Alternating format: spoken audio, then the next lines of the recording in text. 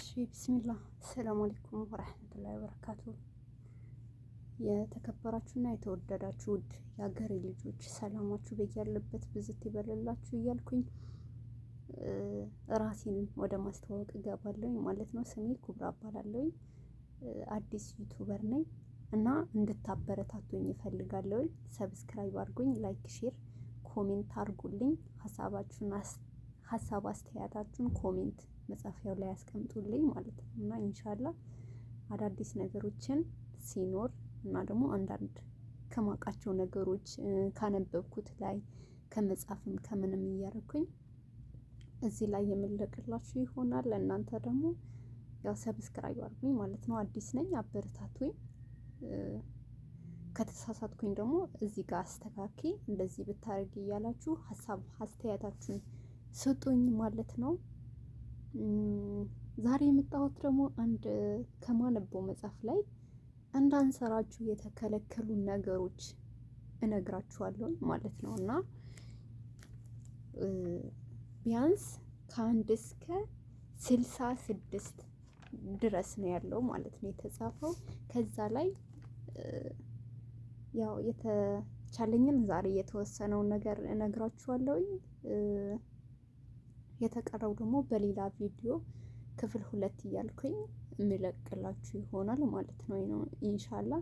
ሌላም ነገር ሲኖር እዚህ ላይ የምለቅላችሁ ይሆናል ማለት ነውና አበረታቱኝ ለማለት ያክል ነው። ወደ ርዕሴ ሲሄድ ርዕሱ የሚለው እንዳንሰራቸው የተከለከሉ ነገሮች ይላል። ተራ ቁጥር 1 የተከለከሉ ነገሮች ውስጥ ተራ ቁጥር 1 ላይ የምናገኘው ይዩልኝና ይስሙልኝን ይዩልኝና ይስሙልኝ ማለት ምን ለማለት ነው? የሆነ አዲስ ነገር ባገኘን ቁጥር አዲስ ነገር በተፈጠረ ቁጥር ሰው እንዲያይልን የሆነ ደግሞ ድምጻችን ከፍ አድርገን ሁሉም ሰው ካልሰማልኝ ሁሉም ሰው ካላየልኝ የምንለው ነገር የተከለከለ ነገር ነው ማለት ነው። ብዙዎች ግን ያው በማወቅም ባለማወቅም ይሄ ነገር ሲያደርጉ እናያለን እና እኛ ግን እንዳንሰራው ተከልክለናል ማለት ነው። እና ከነብዩ መሐመድ ሰለላሁ ዐለይሂ ወሰለም የተዘገበው ትክክለኛው የሐዲስ ማስረጃ ነው ማለት ነው። እንዳንሰራችሁ ከተከለከሉት ውስጥ የማንብላችሁ ማለት ነው እና ለይስሙልኝ የሰራ ሰው አላህ ስራውን ያሳምበታል። ይዩልኝን የሰራ ሰው ሚስጥሩን ያወጣበታል። ሱብሃንአላህ፣ አላህ ይጠብቀን። ሁለተኛ ደግሞ ላዩን አሳምሮ ውስጡን የተበላሸ ሰው ማለት ነው። እንዴት ነው እሱን ነገር ስናብራራው? ላዩን የተበላሸ ሰው ማለት በቃ ሰው ፊት የሆነ ጥሩ ለመምሰል የሚሞክር እና በውስጡ ግን የሚሰራው ነገር ከሰው ተደብቆ ሊሆን ይችላል፣ ሰው ባለበት ሊሆን ይችላል፣ ብቻ መጥፎ ነገር ማለት ነው። ይሄም ከይዩልኝና ይስሙልኝ ጋር የሆነ የመመሳሰል ነገር አለው። ግን ይዩልኝ ላዩን አሳምሮ ውስጡን የተበላሸ ማለት ደግሞ የሆነ ሲታይ የሆነ ደስ የሚል ነገር ሊሆን ይችላል፣ ግን የሆነ ጊዜያዊ የሆነ ጥሩ ሰው መስሎን ቀርበ ነው ይበልጥ ግን ደግሞ ተጠግተን ስናየው ደግሞ ያ ሰው በጣም መጥፎ ሰው እንደሆነ እንረዳለን ማለት ነው። እና አላህ ይጠብቀን ከእንደዚህ አይነት ሰው። ይዩልኝን ላዩን አሳምሮ ውስጡን የተበላሸ ሰው በቂያማ ዕለት በቂያማ ዕለት የቲሃማን ጋራ የሚያህል ነጫጭ በጎ ተግባር ይዘው የሚወጡ ከዚያም አላህ እንደተበተነ ትንቢያ የሚያበንባቸው ክፍሎች አሉ ሲሉ ሰውባን እነሱ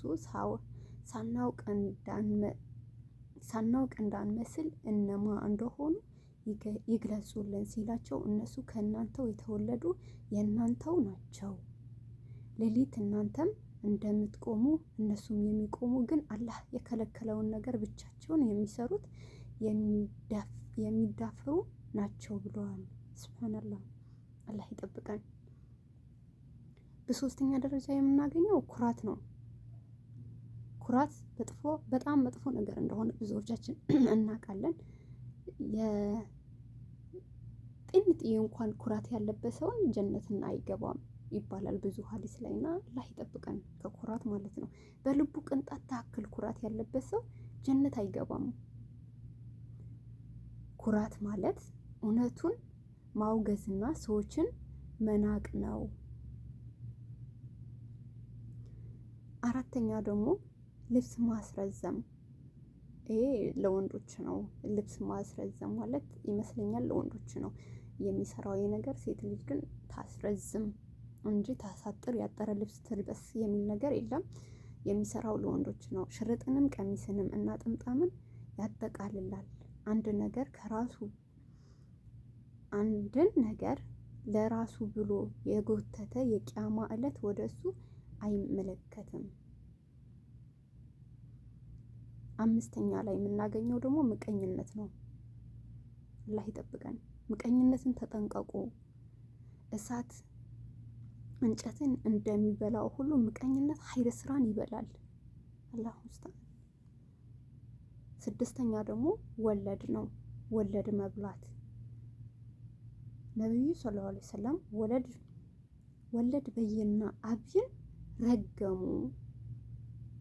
እያወቀ ወለድ የሚበላ አንዲት ድርሃም ቅጣት ከ36 ዝሙት ቅጣት የበረታ ነው አሉ። አላህ ይጠብቀን። ሱብሃንአላህ። ሰባተኛ ደግሞ አስካሪ መጠጦችን ማዘውተር። 5 ነገሮችን የሚሰራ ሰው ጀነት አይገባም። አስካሪ ነገር የሚያዘወትር፣ በጥንቆላ የሚያምን፣ ዝምድናን የሚቆርጥ፣ ጠንቋይ የሚመጻደቅን።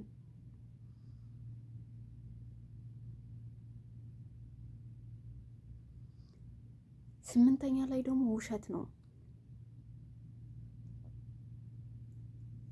ውሸት ሰዎችን ለማሳቅ ብሎ ውሸት የሚያወራ ሰው ወየውለት። 9ኛ መሰለል። የሚጠሉትን ወይም የሚሸሹትን ሰው ወሬ ያዳመጠ ሰው የቂያማ ዕለት ነሐስ በጆሮው ላይ ይቀለጥበታል። አላህ ሙስተዓን። አላህ ይጠብቀን። አላህ ኸይር አዱንያችን ያሳምርልን። በቀጣይ ደግሞ ከ10 ጀምረን የተቀረውን የማቀርብላችሁ ይሆናል። እስከዛው ሰላማችሁ ይብዛልኝ በያላችሁበት። ላይክ፣ ሼር፣ ሰብስክራይብ አድርጉልኝ። አዲስ ነኝ፣ አበረታቱኝ። አመሰግናለሁ። ሰላም አለይኩም ወራህመቱላሂ ወበረካቱ።